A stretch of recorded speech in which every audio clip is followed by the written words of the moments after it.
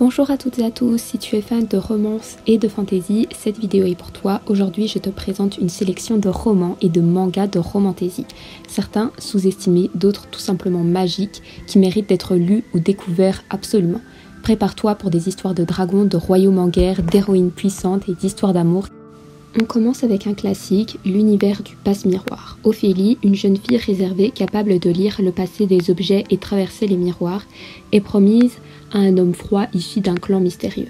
Ce mariage arrangé l'embarque dans un monde d'illusions, de complots politiques et de secrets glaçants. C'est lent, finement écrit, avec un world building unique et une tension romantique délicate, mais aussi persistante. Nous poursuivons ensuite avec The Prison Healer, qui est l'histoire de Kiva, une survivante. Elle travaille comme guérisseuse dans la pire prison du royaume, jusqu'au jour où elle accepte de subir à la place d'une prisonnière royale des épreuves magiques censées prouver la légitimité d'une reine disparue.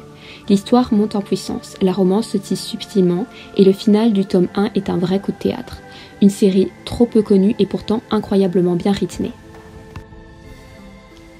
Nous avons ensuite Us Dark Few. Dans un monde post-apocalyptique, des ados aux dons étranges sont traqués, rejetés et utilisés. Ce roman français propose une romantaisie dystopique pleine de tensions avec une ambiance sombre, des enjeux émotionnels profonds et des héros qui se battent autant pour leur survie que pour leur place dans un monde brisé.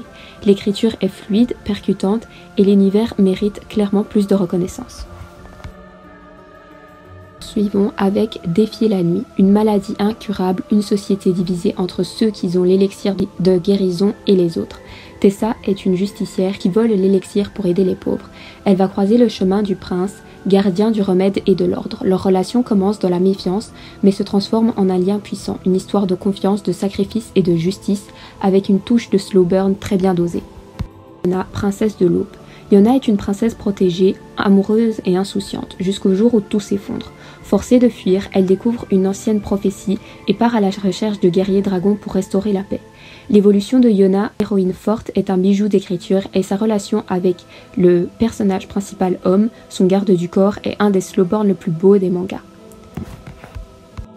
Nous avons ensuite Morgana et Oz. Dans un monde où les sorcières sont redoutées, Morgana est une jeune magicienne solitaire, jusqu'au jour où elle croise Oz, une créature étrange et attachante. Ensemble, ils voyagent à travers des contrées remplies de mystères. C'est gothique et délicat avec une ambiance très Tim Burton, mais en plus tendre, et leur relation, bien que subtile, est empreinte d'émotions avec un lien unique. Nous continuons avec Sub-Zero. Sub-Zero, c'est l'histoire de Clove, princesse du clan de dragons Azur, forcée d'épouser Kiro, prince du clan rival. Le but, mettre fin à des siècles de guerre. Ce webtoon te séduit avec ses graphismes sublimes et une dynamique en Meets to Lover irrésistible. La romance est lente, pleine de tensions, de malentendus et de gestes doux. Et nous avons ensuite Julia la Seule. Julia la Seule, c'est une œuvre à part. À première vue, c'est une histoire douce sur une adolescente qui débarque dans un nouveau lycée, mais très vite on comprend que Julia n'est pas comme les autres. Elle a d'étranges souvenirs de vie passée. Elle perçoit les énergies, capte des esprits et tente de rester discrète. Elle se lie d'amitié avec Caitlin, une fille solitaire et bienveillante, mais aussi avec Mika, un garçon mystérieux qui construit des machines pour détecter les fantômes et qui cache lui aussi un profond chagrin. Ensemble, ils vont peu à peu découvrir Julia cache un très lourd secret qui les lie. C'est tendre, paranormal, poétique et chargé d'émotions adolescentes. Un roman graphique, magnifiquement illustré entre fantastique, amour et guérison intérieure.